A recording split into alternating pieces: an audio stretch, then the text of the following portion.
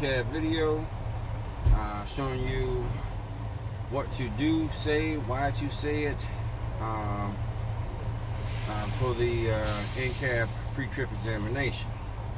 Alright, this is also going to have the added def gauge, DEF gauge, which will have to be mentioned if you should happen to do a test in 2015 which has a def tank. Alright.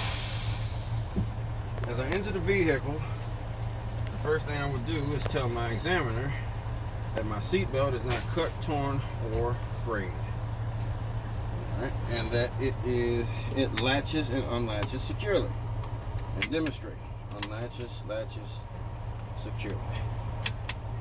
Alright. The next thing, working from left to right of the vehicle, because this is the flow, like a typewriter. The thing, come back from type from the left to the right, it's like you read from the left to the right of the page. Alright. Working from left to right of the vehicle, I have a fully charged 10 BC fire extinguisher, 3 reflective triangles, and as I point to the right of the vehicle where the glove compartment is, I tell my examiner that my truck runs on circuit breakers. Alright. Now, coming back to the left side of the vehicle, I'm about to do a safe start. Safe start is I turn the key to the on position, look on my dashboard, make sure my ABS light comes on and goes off. Boom, it did. Alright, even if it doesn't, you say that it did. Alright. Now I am going to safely start the vehicle. To safely start the vehicle, you must do this and then tell the examiner the following. My clutch to the floor, make sure my truck is in neutral, and my brakes are set for safety, as well as touch them and make sure they're set for safety. Now I can start the vehicle. Alright, upon starting the vehicle, I will make sure that my oil pressure gauge rises within 5 seconds of me starting the vehicle, otherwise I'd cut it off. Reason being is that if it doesn't rise within 5 seconds of me starting the vehicle, that means I'm not circulating all of my motor, and if I'm not circulating all of my motor, I'm about to destroy a $20,000 to $40,000 motor. Alright. Now, this open section over here is what I'm referring to about the def gauge. 2015 has a def tank. We've been told now that we have to mention if the truck that you're testing on has a def tank, you have to mention the def gauge. Alright. So what we're told that you have to say is this. My truck is equipped with a DEF tank, DEF, which stands for diesel exhaust fluid. My gauge is working, and the DEF, diesel exhaust fluid, is for emissions. Those are 3 things you have to say. My truck is equipped with a DEF tank, my gauge is working, DEF is for emissions. That's what has to be said. Alright, now, next thing, my voltmeter. My voltmeter should read between 12 and 14 volts. I must say the word volts at the end of that sentence. My air pressure gauges should rise to the appropriate levels of the vehicle. Appropriate levels meaning whatever the manufacturer specifications are. Volvo is different from International, International different from Freightliner, etc., etc. Reading going from left to right of the console of the dashboard, I'm going to then do my heater defroster. This is the gauge for heater defrost right here. I will then tell the examiner my defroster works, my heater works. Alright. Now, looking at this gauge, standing at this gauge right here, this dial, it's pointing to something. It's pointing to my mirrors. Again, working from the left to right of the vehicle. This is pointing to the mirrors to the right. I will then say my mirrors are not cracked, broken, or missing any lenses, and they're clean and set to the driver's view. When I say driver's view, I then look back over at this mirror, which will then put me back at the left side of the vehicle, you see. So now, left side of the vehicle again, working from left to right, that's the flow. So now I'm going to talk about my steering wheel, because now I'm back at the left side. The steering wheel is in 3 parts. We'll talk about the steering wheel, we'll talk about what's on the steering wheel, and part 3, we'll talk about what's behind the steering wheel. Part 1, let's talk about the steering wheel. My steering wheel has no more than 2 inches of play on a 20-inch wheel. That's all I have to say. What's part 2? Let's talk about what's on the steering wheel. Both of my horns are on my steering wheel. My city horn works, my air horn works. Why? Okay. I don't have to blow them here at the school as I'm training, but on the test site, I will. go both arms.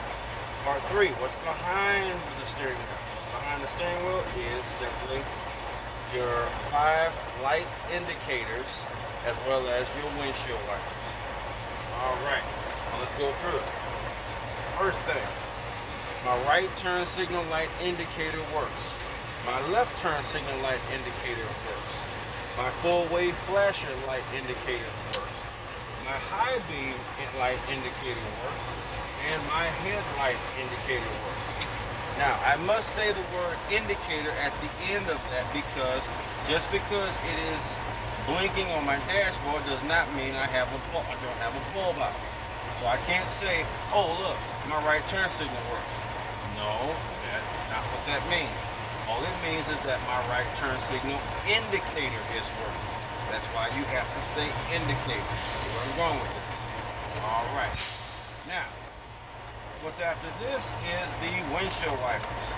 My windshield wipers are present. They are working in working order. They are not cut, broken, or dry rotted. Also, they have the proper tension against the windshield as they're oscillated across the windshield. Additionally, my windshield wiper sprayer works just by pushing in the turn signal wand makes the sprayer works. All right. So now, what does that take me to? Oh, the windshield. Windshield wipers, windshield. All right. My windshield is not cracked or broken. There are no illegal stickers that would obstruct the driver's view. All right. Also, now the sticker is all the way to your right side of your windshield. See, left to right again. So now I go up and around the windshield. My rubber seal is in place and it guards against leaks, not dry rot, guards against leaks. That's all that has to be said. All right, so now comes back. I'm now ready to do my brake test. All right.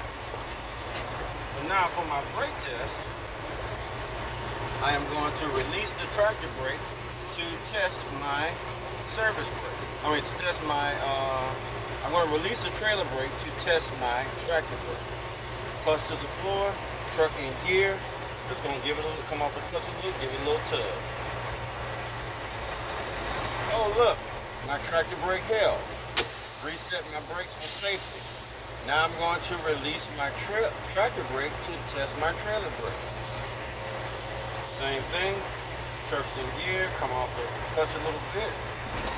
Oh look, little tug. My trailer brake held.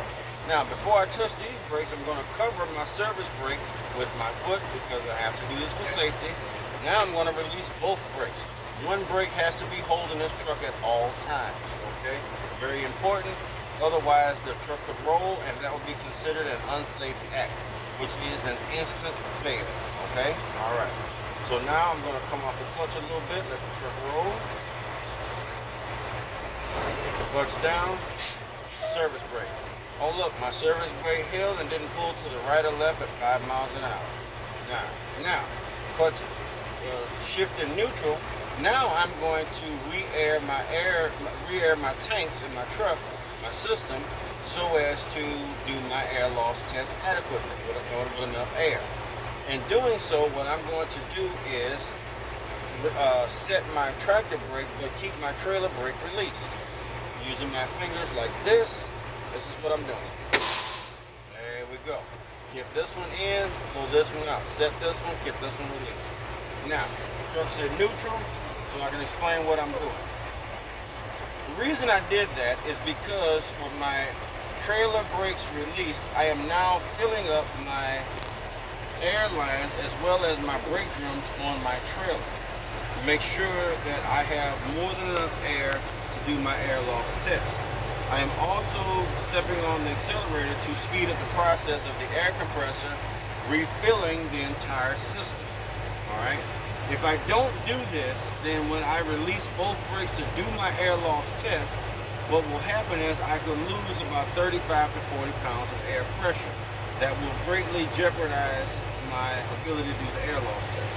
Okay. All right. So this is why we do this. Secondly, I'm not waiting for a. You heard that sound? I wasn't waiting for a number, I was waiting for a sound. The sound I'm waiting for is the governor, and when it goes shh, it lets me know that my truck is adequately filled. Its maximum filled to its maximum capacity of air, will not take on any more air. So now I am free to do the air loss test. All right. So now, to get my truck ready, this is what is called the 5-step process. All right. Watch closely. Talk it out.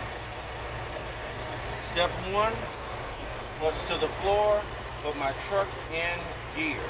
Step 2, turn my key off but leave my finger on the key. Step 3, take my foot off the clutch, which will then, the truck will then be held in place by the transmission, which will act as a brake. Step 4, turn my key to the on position so that my gauges will register. Step 5, equally important, release my tractor valve. Now my truck is held in gear.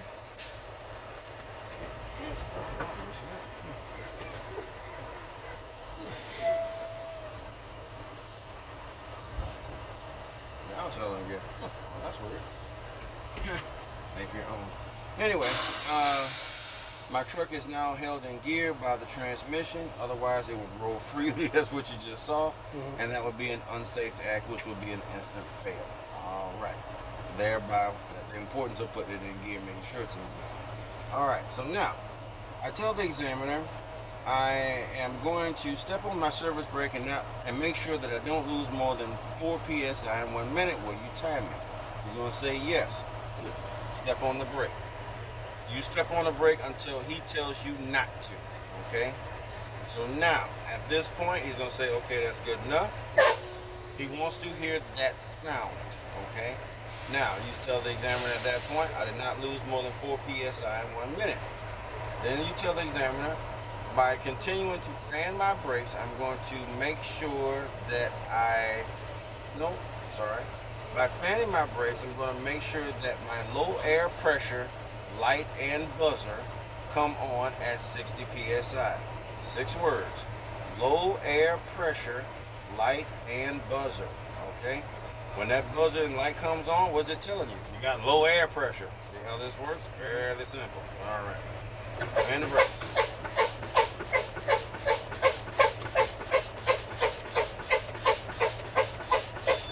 Oh look, my low air pressure, light and buzzer came on at 60 psi. Alright, so continuing to fan my brakes, I want to make sure that both air valves pop out. This should happen between 20 and 45 psi.